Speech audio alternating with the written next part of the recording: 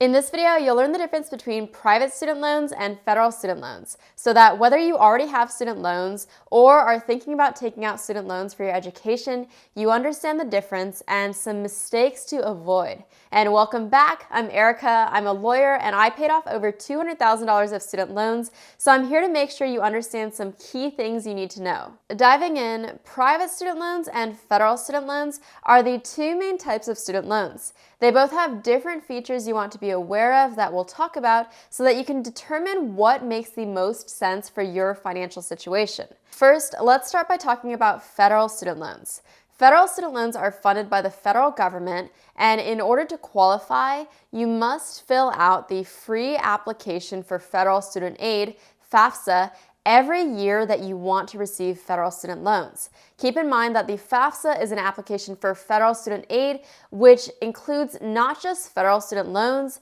but grants and federal work study, and is determined on a rolling basis. So the sooner you can apply, the sooner you may qualify. With that in mind, the best time to apply is always going to be as soon as possible after October 1st of each year, since October 1st is when the FAFSA form becomes available for the next school year. The biggest mistake you can make here is to procrastinate because some schools and states give out aid on a first-come, first-served basis and may run out of funding. The easiest way is to go to studentaid.gov to get started. Another mistake is to assume that you won't qualify.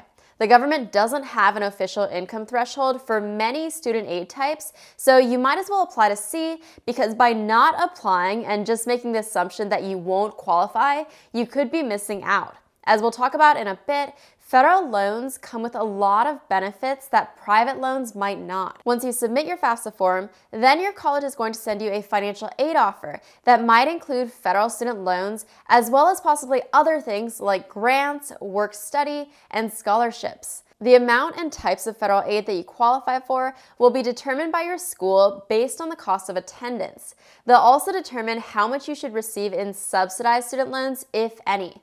And in that offer, there will be instructions on how to accept all or part of the loan. Now, there are three types of federal student loans available: direct subsidized loans, direct unsubsidized loans, and direct plus loans. Let's talk about what they each mean.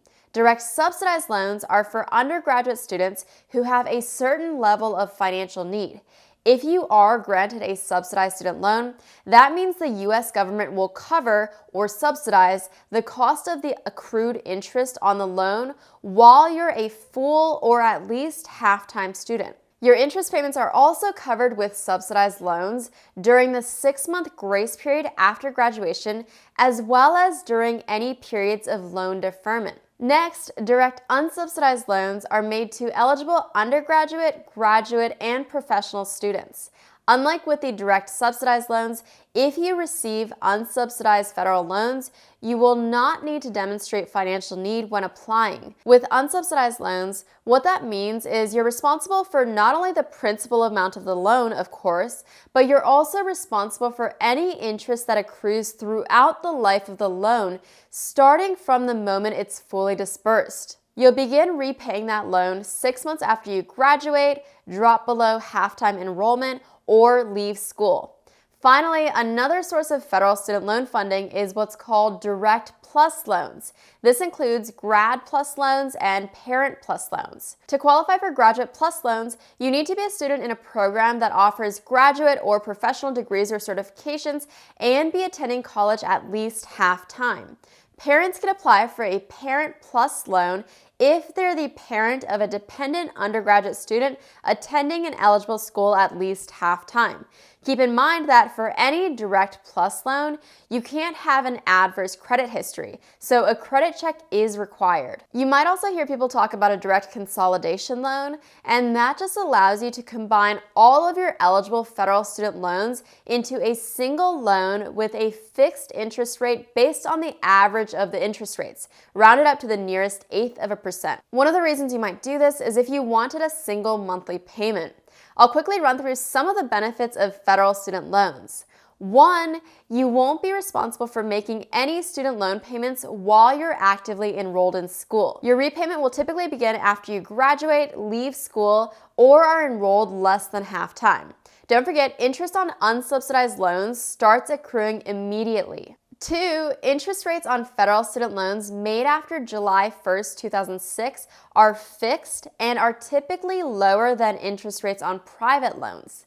3, depending on the type of federal loans you have, the interest you pay could be tax deductible. Number 4, aside from Direct Plus loans, credit history doesn't factor into a federal loan application. 5, when it comes to federal student loan repayment, there are several options to choose from, including several income-driven repayment plans, which can mean that your monthly student loan payment gets adjusted based on your discretionary income and family size.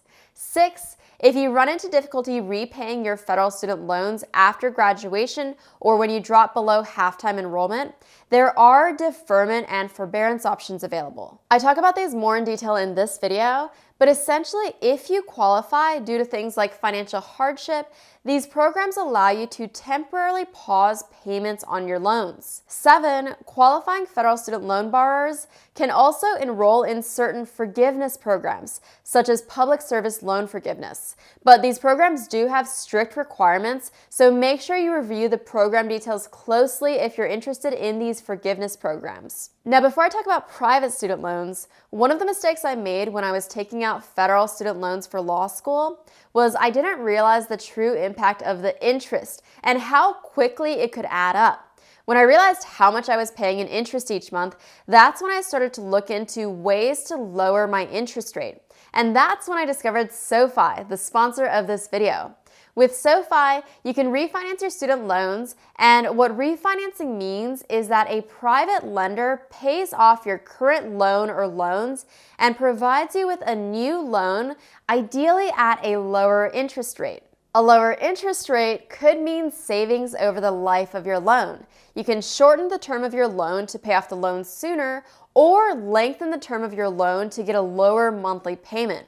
I personally refinanced my student loans with SoFi and was able to save a lot of money in interest by doing so. If refinancing is something you want to learn more about, I'm going to leave the link to a calculator below that shows you an estimate of how much you could save by refinancing. And thank you again, SoFi, for sponsoring this portion of the video. Now that we've covered federal student loans and the benefits, let's talk about private student loans.